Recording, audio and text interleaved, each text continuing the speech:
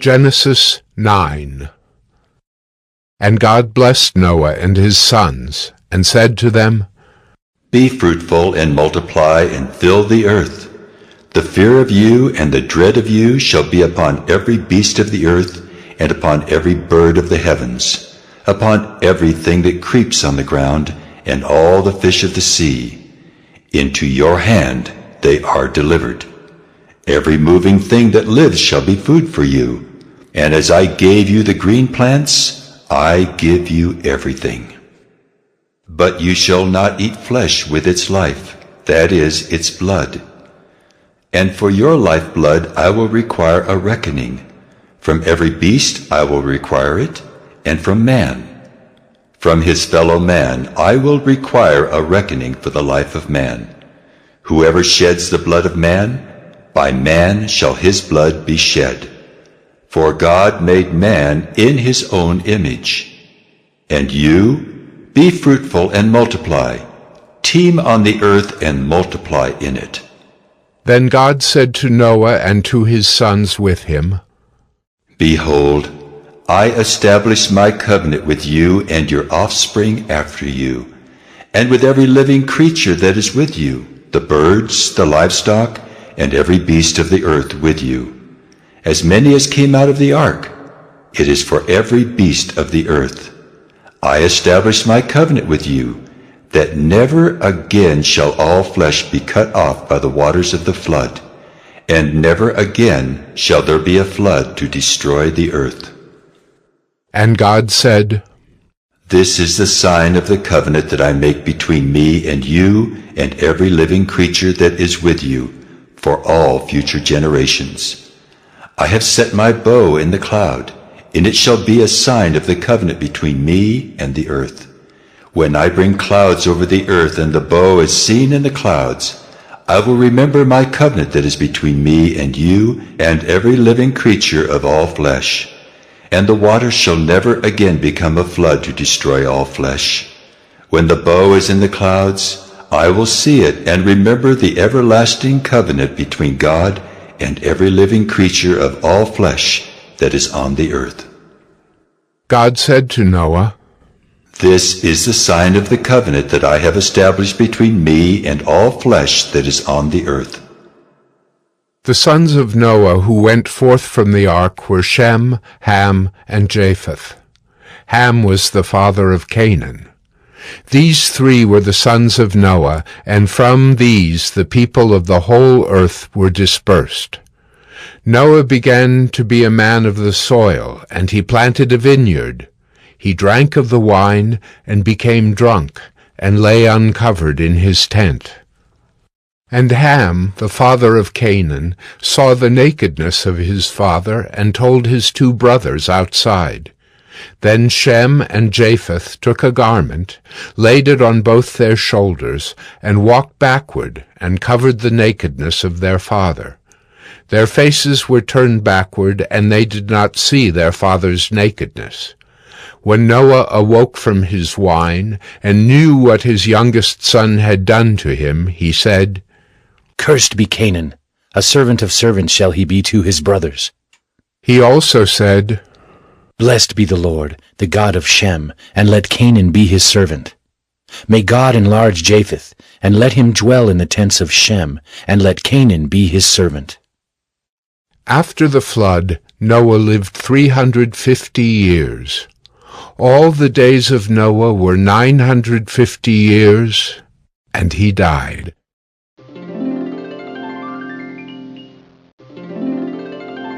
Genesis 10. These are the generations of the sons of Noah, Shem, Ham, and Japheth. Sons were born to them after the flood. The sons of Japheth, Gomer, Magog, Madai, Javan, Tubal, Meshech, and Tyrus. The sons of Gomer, Ashkenaz, Riphath, and Togarmah. The sons of Javan, Elisha, Tarshish, Kittim, and Dodanim. From these the coastland peoples spread in their lands, each with his own language, by their clans, in their nations. The sons of Ham, Cush, Egypt, Put, and Canaan. The sons of Cush, Seba, Havilah, Sabta, Raamah, and Sabtucca. The sons of Raamah, Sheba and Dedan. Cush fathered Nimrod. He was the first on earth to be a mighty man. He was a mighty hunter before the Lord. Therefore it is said, like Nimrod, a mighty hunter before the Lord. The beginning of his kingdom was Babel, Erech, Akkad, and Calneh in the land of Shinar. From that land he went into Assyria and built Nineveh, Rehoboth-ir, Calah, and Resen between Nineveh and Calah, that is, the great city. Egypt fathered Ludim, Anamim, Lehabim, Naphtahim, Pathrusim, Caslahim, from whom the Philistines came, and Caphtorim. Canaan fathered Sidon, his firstborn, and Heth, and the Jebusites, the Amorites, the Girgashites, the Hivites, the Archites, the Sinites, the Arvadites, the Zemarites, and the Hamathites. Afterward, the clans of the Canaanites dispersed, and the territory of the Canaanites extended from Sidon in the direction of Gerar as far as Gaza, and in the direction of Sodom, Gomorrah, Admah, and Zeboim, as far as Lasha. These are the sons of Ham by their clans, their languages, their lands, and their nations. To Shem also, the father of all the children of Eber, the elder brother of Japheth, children were born. The sons of Shem, Elam, Asher, Arpachshad, Lud, and Aram.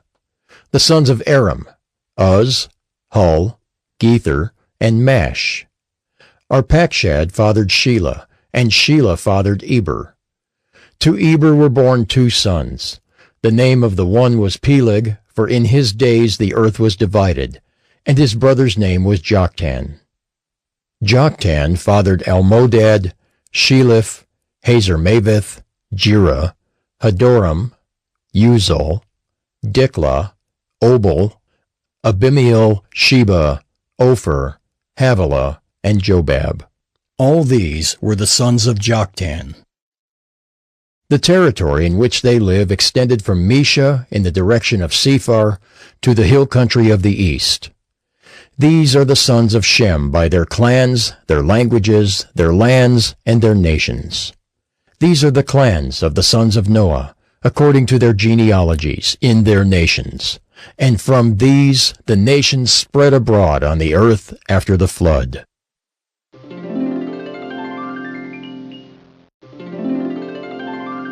Genesis 11. Now the whole earth had one language and the same words, and as people migrated from the east, they found a plain in the land of Shinar and settled there. And they said to one another, "Come, let us make bricks and burn them thoroughly." And they had brick for stone and bitumen for mortar. Then they said, "Come, let us build ourselves a city and a tower with its top in the heavens, and let us make a name for ourselves, lest we be dispersed over the face of the whole earth." And the Lord came down to see the city and the tower which the children of man had built. And the Lord said, Behold, they are one people, and they have all one language. And this is only the beginning of what they will do, and nothing that they propose to do will now be impossible for them. Come, let us go down and there confuse their language, so that they may not understand one another's speech. So the Lord dispersed them from there over the face of all the earth, and they left off building the city. Therefore its name was called Babel, because there the Lord confused the language of all the earth. And from there the Lord dispersed them over the face of all the earth. These are the generations of Shem. When Shem was 100 years old, he fathered Arpachshad 2 years after the flood. And Shem lived after he fathered Arpachshad 500 years, and had other sons and daughters. When Arpachshad had lived 35 years, he fathered Shelah. And Arpachshad lived after he fathered Shelah 403 years, and had other sons and daughters. When Shelah had lived 30 years, he fathered Eber. And Shelah lived after he fathered Eber 403 years, and had other sons and daughters. When Eber had lived 34 years, he fathered Peleg. And Eber lived after he fathered Peleg 430 years, and had other sons and daughters. When Peleg had lived 30 years, he fathered Reu. And Peleg lived after he fathered Reu 209 years, and had other sons and daughters. When Reu had lived 32 years, he fathered Serug. And Reu lived after he fathered Serug 207 years, and had other sons and daughters. When Serug had lived 30 years, he fathered Nahor.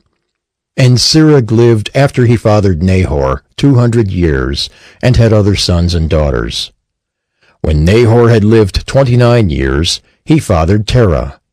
And Nahor lived after he fathered Terah 119 years, and had other sons and daughters.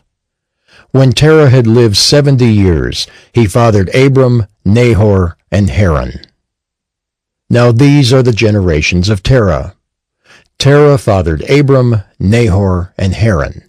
And Haran fathered Lot. Haran died in the presence of his father Terah in the land of his kindred, in Ur of the Chaldeans. And Abram and Nahor took wives. The name of Abram's wife was Sarai, and the name of Nahor's wife Milcah, the daughter of Haran, the father of Milcah and Iscah. Now Sarai was barren, she had no child. Terah took Abram his son, and Lot the son of Haran, his grandson, and Sarai his daughter-in-law, his son Abram's wife, and they went forth together from Ur of the Chaldeans to go into the land of Canaan. But when they came to Haran, they settled there. The days of Terah were 205 years, and Terah died in Haran.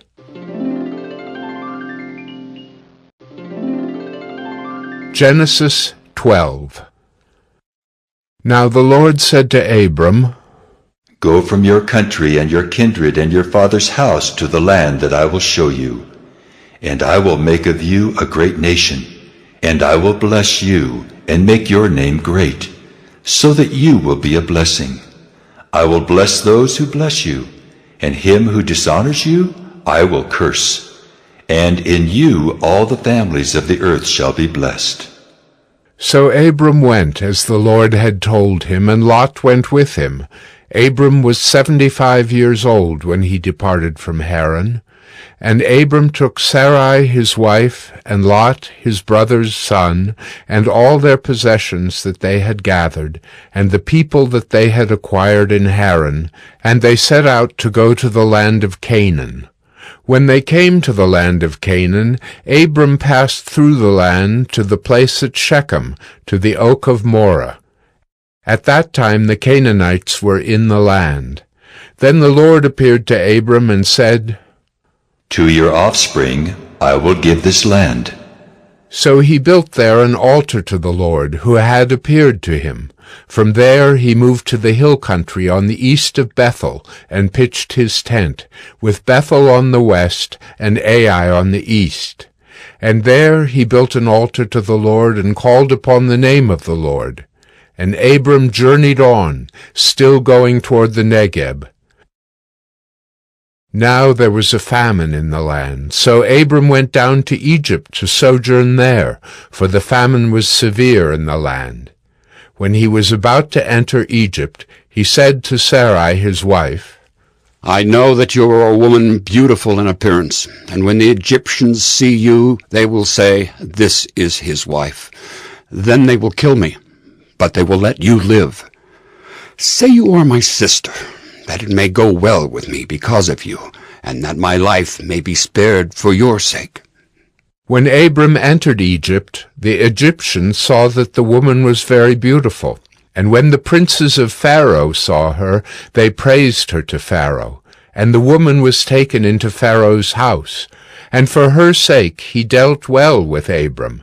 And he had sheep, oxen, male donkeys, male servants, female donkeys, and camels.